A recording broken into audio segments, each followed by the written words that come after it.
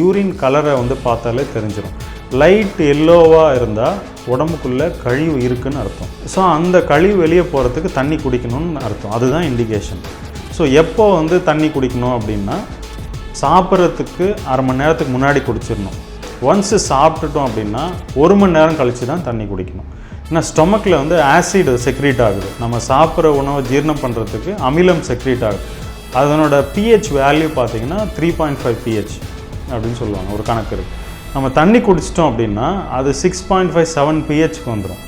So அமிலமாக இருக்க வேண்டிய அந்த ஆசிட் வந்து நீர்த்து போகிறதுனால சாப்பிட்ற சாப்பாடு எதுவுமே ஜீரணம் ஆகாமல் உள்ளுக்குள்ளேயே இட்லி மாவு மாதிரி புளிச்சிட்ருக்கும். அந்த புளிச்சு போய் வர்றது தான் கேஸு, அசிடிட்டி, இன்டைஜஷன், எனக்கு உப்பசமாக இருக்குது அப்படின்னு சொல்லுவாங்களே. இது எல்லாத்துக்கும் முக்கியமான காரணமே சாப்பிடும்போது தண்ணி குடிக்கிறது, இல்லை சாப்பிட்டு முடிச்சுட்டு உடனே குடிக்கிறது.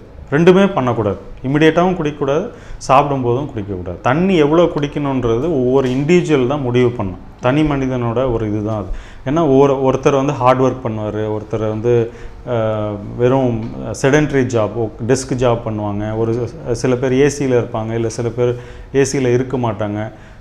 ஸோ அப்படி ஒவ்வொருத்தருக்கும் மாறும் அது. அட்லீஸ்ட் ஒரு வேளையாவது சமைக்காத உணவு சாப்பிடணும். சமைக்காமல் எந்த ஒரு மாவையும் சாப்பிட முடியாது. ஸோ தேங்காய் சாப்பிட்லாம், பேரிச்சம்பழம் சாப்பிட்லாம், பழங்கள் எடுத்துக்கலாம், முளைக்கட்டின பயிறு சாப்பிட்லாம். பசி இல்லாத நம்ம சாப்பிட்ற ஒவ்வொரு உணவும் விஷம்தான். இது திருவள்ளுவரே வந்து அழகாக ஒரு குறளில் சொல்லியிருக்கார். மருந்தென வேண்டாவாம் யாக்கைக்கு அருந்தியது அற்றது போற்றி உணின் அப்படின்னு ஒரு சின்ன குறளில் உடல் பருமன், சுகர், பிபி, தைராய்டு அத்தனைக்கும் மருந்து இந்த ஒரு குறல்லே அடங்கிடும். ஸோ மக்களை வந்து பயமுறுத்துகிற இன்னொரு விஷயம் வந்து தேங்காயில் வந்து நிறைய கொழுப்பு இருக்குன்றதுனால ஹார்ட் டிசீஸ் வந்துடும் அப்படின்ற மாதிரி சொல்கிறாங்க.